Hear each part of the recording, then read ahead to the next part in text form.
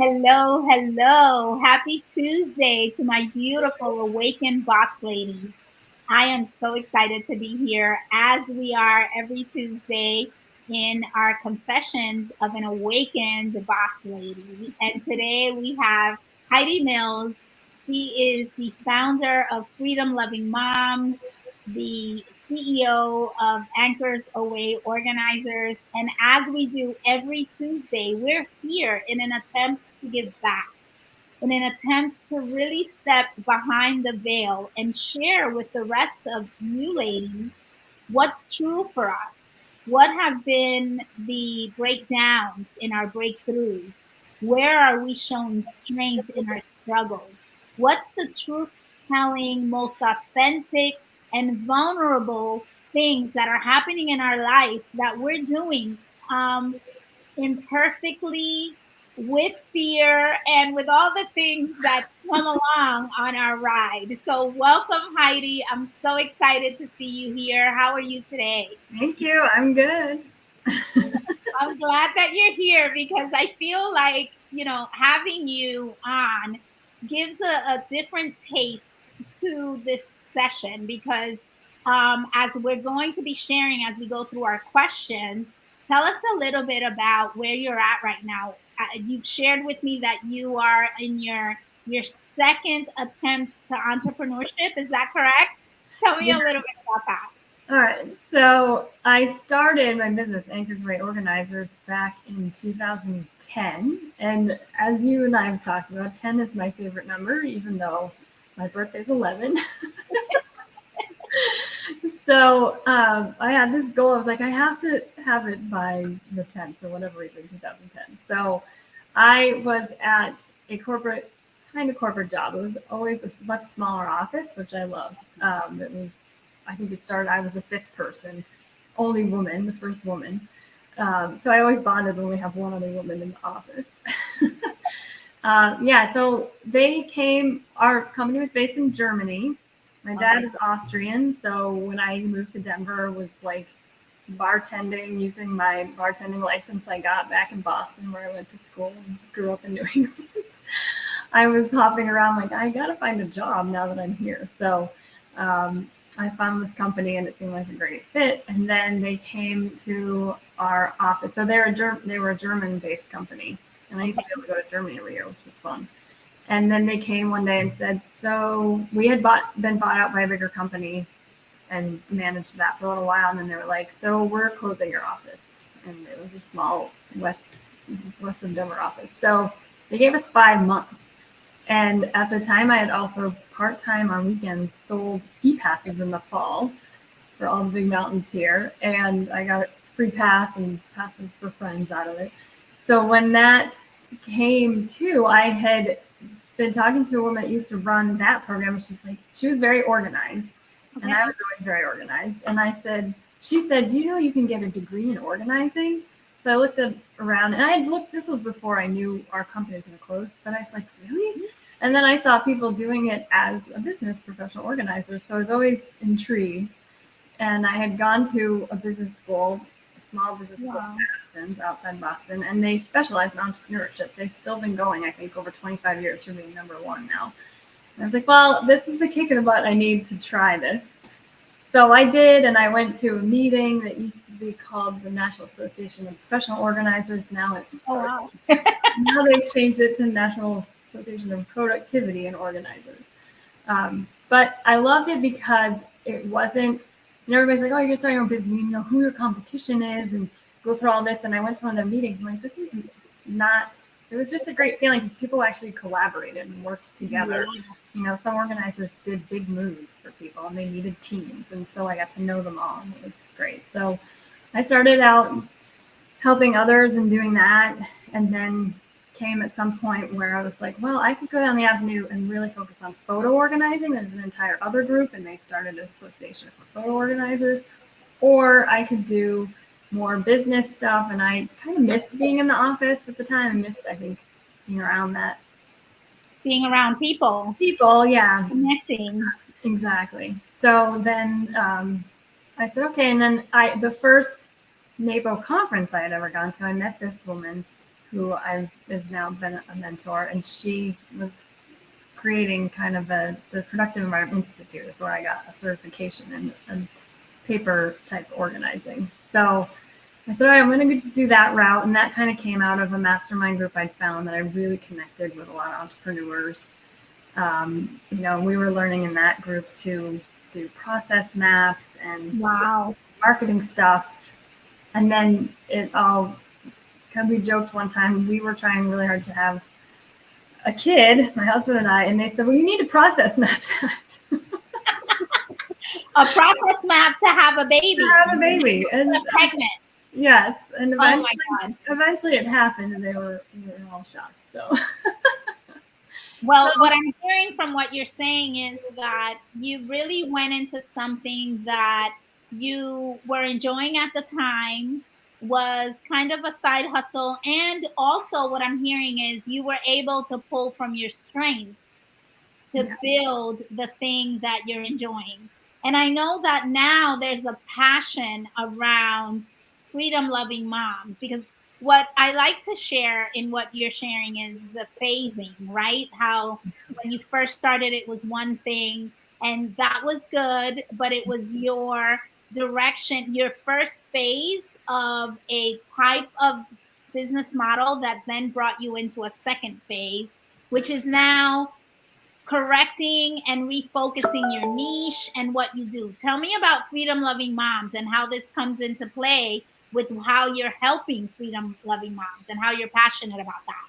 Yeah. So once we finally had a kid, I always felt like I was kind of in business, but at the same time, people in my industry would talk about whether you're truly a business owner or if you were, what do they call a hobby, if it was more of a hobby. Yeah. And I always felt stuck in the middle. So I didn't want it to be a hobby, but my husband traveled a ton, and at that time he's the main breadwinner, so it was always that struggle. And then having a kid, I just was breaking down. So it's like, it took us 8 years to get her on this planet. So finally we came to a decision as a family, like, just enjoy her while you can. And so then things would come in once in a while, but I didn't put a ton of effort into it. And then I tried to reboot, and then COVID hit. She was in pre-K and we were online. And so it was like, okay, yet again, I'm going to focus on the mom part. And so then, of course, stuff started coming in all of a sudden. It's like people needed help with email. Everybody was home working and not knowing how to do a home office. So the Freedom Moms thing, I just kept realizing how much being productive, but also being happy, like how Yeah. I did some workshops called Peace and Productivity, because I really feel like you have to have those two elements.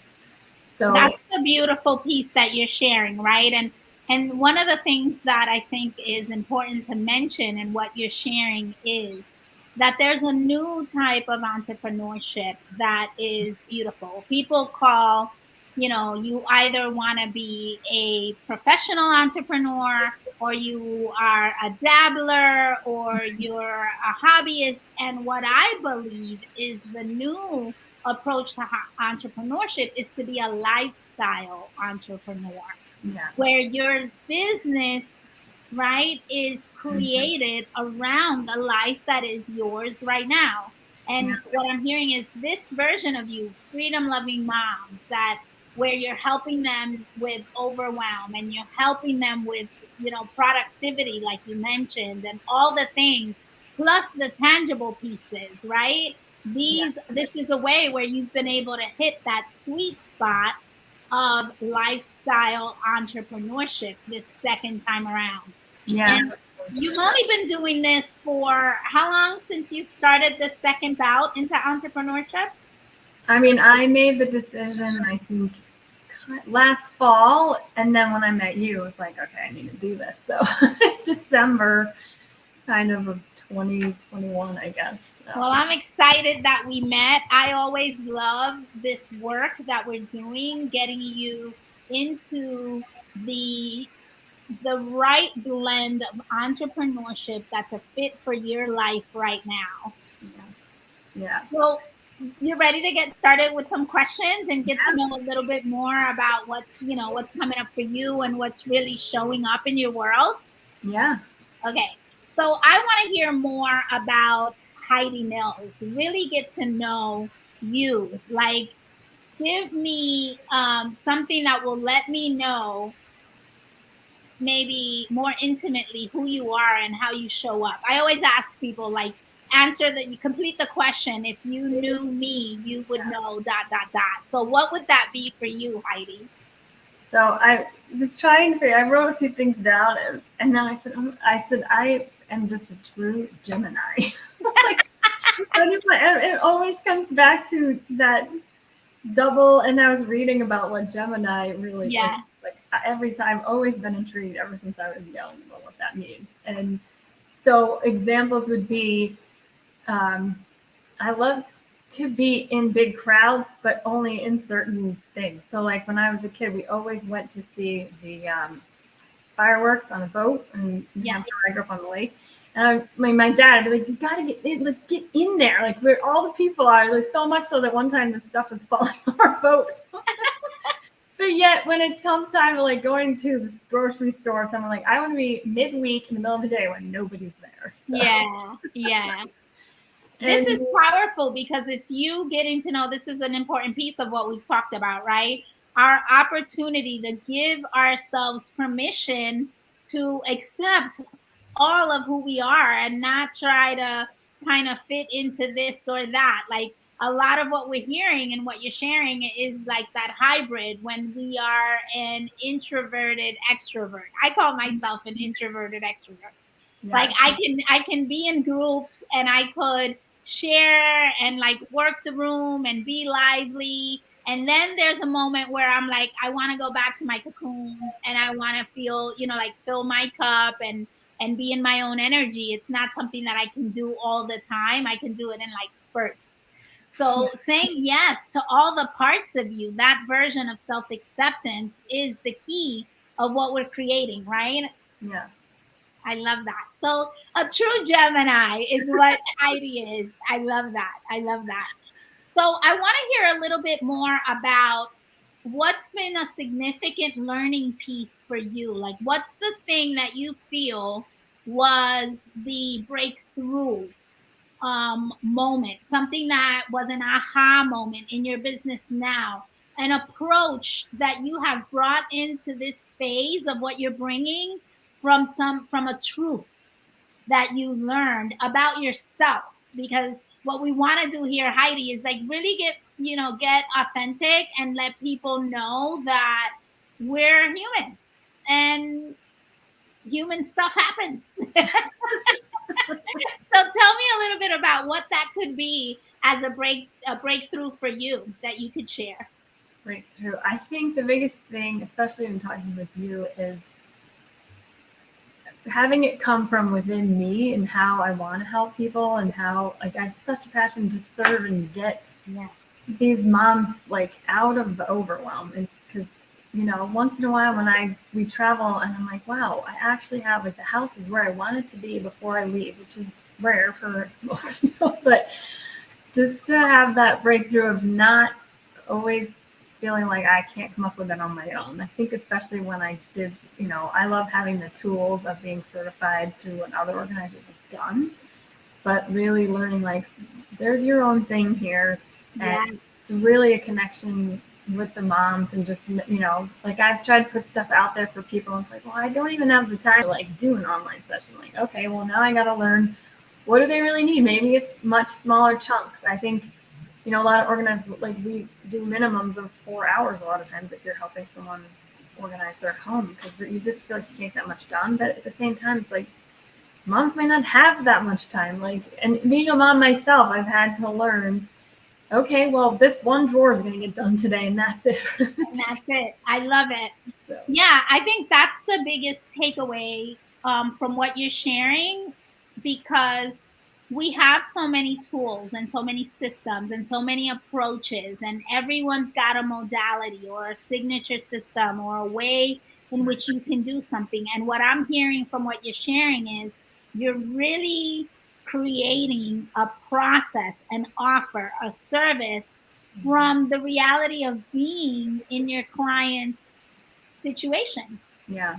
from going first, and Yeah. from really from really looking at, well, if I wanted to do all these things, my reality is this, so I get to adjust to that reality, which is the reality of a mom, reality of, a mom with several things. And it's the little things that become the most overwhelming. Like when you mentioned having to travel with children and pack for children and Mhm. leave the house in a certain situation, just the thought of it can put someone in overwhelm. Yeah. And you living that truth gives you an edge, right, to support your clients. Right.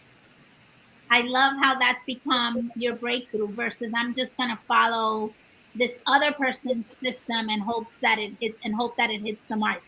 Right. Yeah. I'm also feeling like the access to like rerouting and navigating as you go, right? And Yes. learning as you go and shifting and the agility that it requires. So a lot coming through that. Yeah, especially because I've always been. I mean, I went into organizing because I've always loved it. I was organizing all of our stuff. I'd rearrange the pantry at our lake house like every summer. So, especially becoming a mom and still trying to be organized, Yeah. so just to learn to let. I always told you about that. I always forget the name of that movie, but let go and let flow. Yes. Let Let go and let flow. And yeah, it's funny because what's your strength is very hard for others. And sometimes when it becomes like you say, I always loved organizing, what I interpret from that is it's always been easy for me. And there's a tendency for women to feel like, oh, I can do this so easily. This is not where the magic is. And it is. It ends up being where your magic is, yeah, and what you can bring and contribute, right? And we always overlook it. We feel like if it's easy for me, it's easy for everyone, and that's yeah. not necessarily the case, Yeah, right? I've had that happen with clients where I'm teaching them something simple that I thought was so simple, like on an Outlook on email, and they're like, "Oh, I didn't know you could do that." So, That yeah, is so true.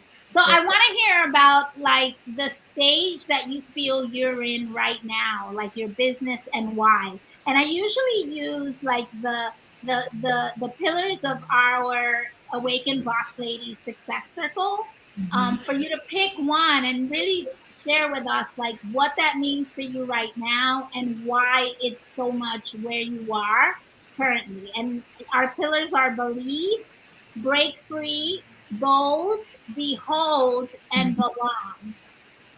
And I'm adding another one, which is blossom. So, which one do you resonate with right now, and why? I mean, I have to say, believe, just because it's still Okay, at those early stages, and I'm like, feel like I haven't. I'm always like believing that it's gonna take off, and it's divine's gonna show me which way to go, and it's just like coming there now with my event I've got this Friday for the vision board, and so it's tell us about that event. I want you to share because I think it's so magical the way you linked the ability to create a vision with freedom loving moms. So it's believing in where you are right now, and especially when it comes to this event. Tell me about this event. yeah. So feng shui vision board again. Thanks you for the intuition. And I love it because literally when I talked about going to that first organizing meeting, the first speaker there was feng shui, and I immediately went out and got all the feng shui books at the library, which I just did again. So, and bringing it in, I think looking into it, there's different ways of feng shui, so that's super interesting. Again, like different ways that resonate with people because they first said one part of your back left of your home. And I said, oh my gosh, when everybody was running around cleaning their house when this pandemic and stuff all started, I dug out and everything and cleaned and sprayed our back, laundry room and mud room. And then that's when, like, all of a sudden I got all these email clients coming. It was like, Which I is the don't know. back, wait, that's the back left of your house. And what's that Well, area if it's feng in the shui? yeah, in the more modern feng shui, it's where your prosperity is.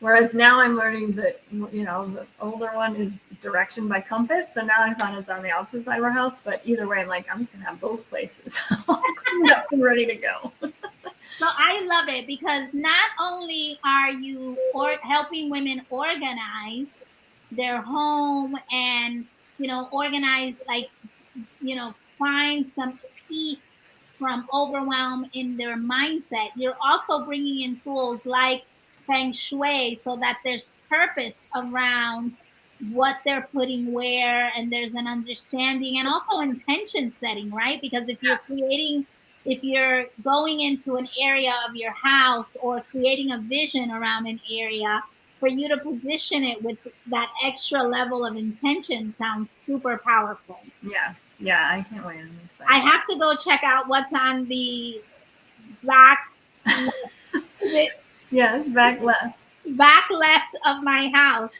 Make sure I've got that corner in check for prosperity.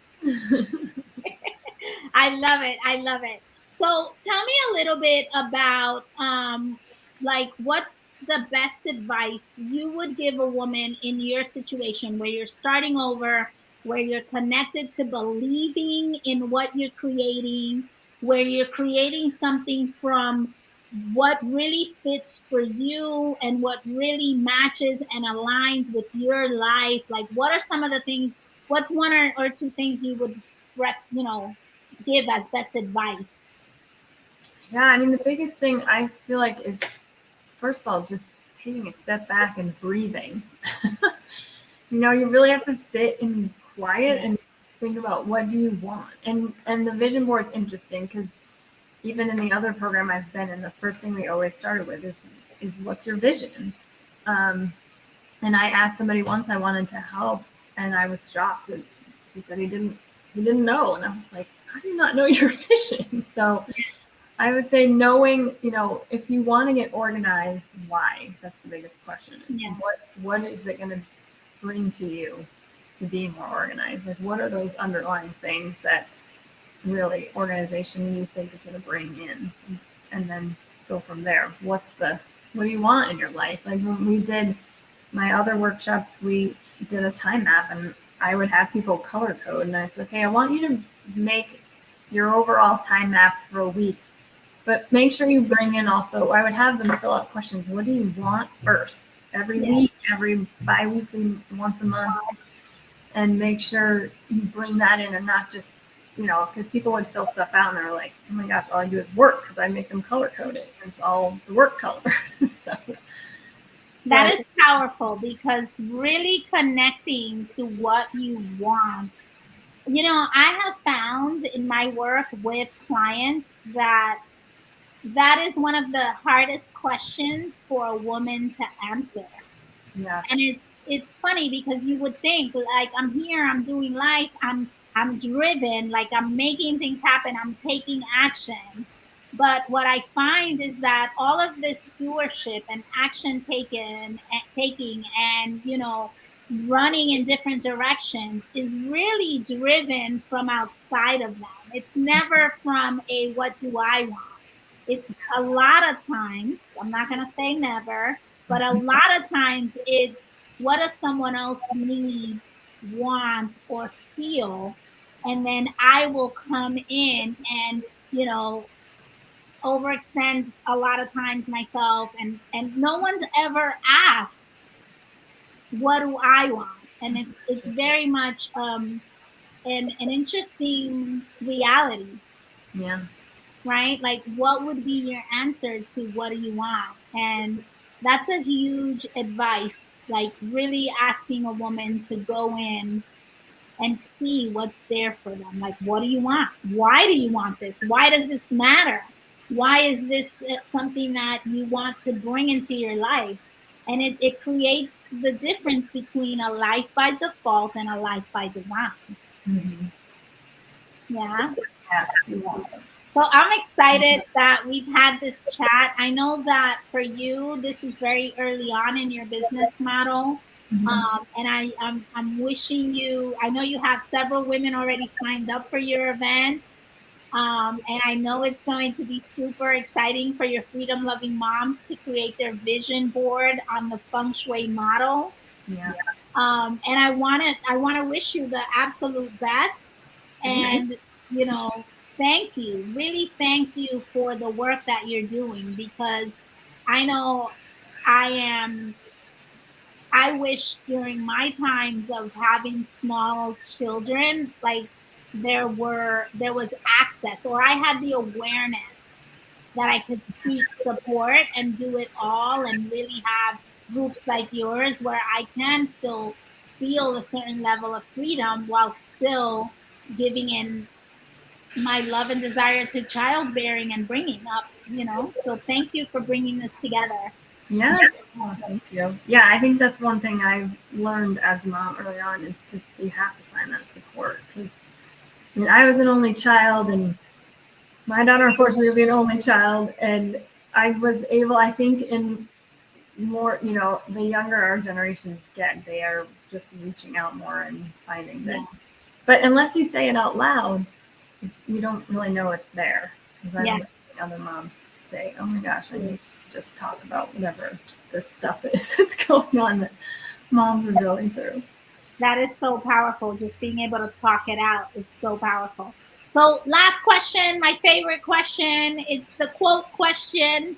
What is a quote one of your favorite quotes that you would like to leave us with? Some, some Yeah. wisdom. So I did. I always had one from my dad, but my newest one I love is Lao Tzu, and it's knowing others is wisdom, knowing yourself is enlightenment. Wow. That's what we've been talking about, right? The whole thing is getting to know self, and Yeah. that's an easier question than it is a reality, right? Yeah. Knowing thyself. I love that. Say it again. I want to just kind of end it with that. Okay. Knowing others is wisdom. Knowing yourself is enlightenment. I love it. I love it. Thank you so much, Heidi. This has been a cherishing opportunity to really connect with you and get a feel for where you're at with different things. We'll touch base. I'm going to hold you to coming back on here, several months down the road, so we could hear what's happened after being, in business for several months. Fair? Yes, definitely. Thank you. All Thank you right. so Beautiful much. thing. Have an Thank you. amazing day. Thank you so much. Thank you.